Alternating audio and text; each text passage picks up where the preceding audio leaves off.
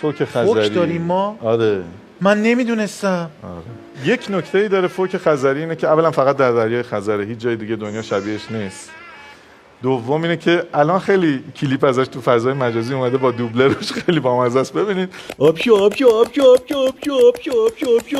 نمیشه. نکن اینجوری، آخه اینجوری که آب نمیشه چربی. نه نکن. فقط بغل به رفتی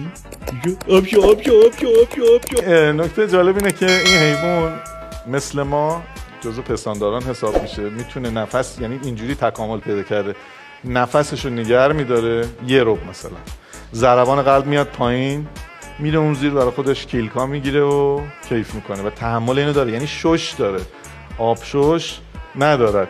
یه اتفاق دیگه اینه که در تکامل این فیلم‌های راز بقا و اینا رو دیدین دیگه، مثلا اول ماهی بوده، بعد ماهیه میاد یواش یواش پا پیدا میکنه میاد رو خشکی، بعد تبدیل به مثلا خزنده میشه، بعد تبدیل به پرنده میشه، پستاندار میشه. اینا تکامل اینجوری بوده.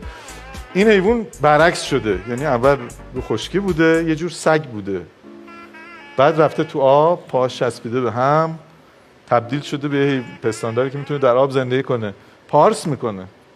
یه صدای آره پارس نازک که خیلی هم خشنه و